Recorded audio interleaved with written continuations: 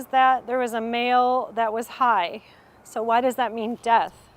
That woman's 25-year-old son was shot and killed by Spokane Valley deputies over the weekend. Deputies say Ethan Murray was threatening them, claimed to have something in his pocket, and ignored their commands. We now know he was unarmed. Good evening, everyone. I'm Mark Hanrahan. Hi, everyone. I'm Jane McCarthy. His mom says he struggled with mental illness and drug addiction. She's now advocating for more resources for people with mental health issues and more training for officers. KREM 2's Alexa Block has her story. He was a good person. He loved to hike. He loved the mountains. He was kind and compassionate and loved animals. There are so many things to say about 25-year-old Ethan Murray. He could knit a scarf. He could play violin. Ethan is a person.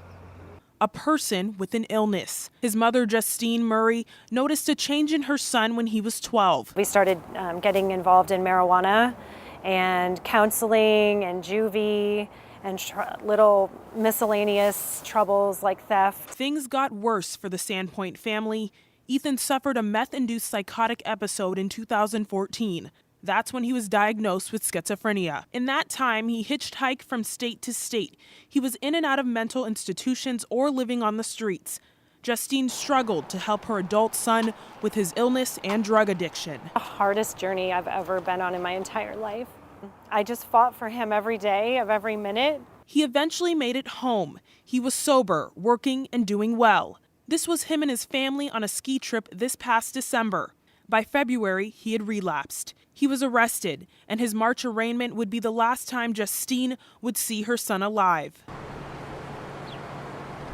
Ethan was shot and killed by Spokane County deputies near a Spokane Valley apartment complex Saturday. So the call was that there was a male that was high. So why does that mean death? Justine found out 2 days after the shooting. It's really hard. But as every mother that has a son that suffers from mental illness, you just kind of, unfortunately, wait for the call and know that it can happen, and it's happening too much around the country. A longtime advocate for those with mental health issues, this mother plans to do more. She wants more available resources for people suffering from mental illness and better training for officers and healthcare providers. It may be too late for Ethan, but it's not too late for others like him. It's hard, and my heart goes out to everybody involved. But I do believe that this has to change. I don't want other mothers to go through this. In Sandpoint, Alexa Block, KREM 2 News.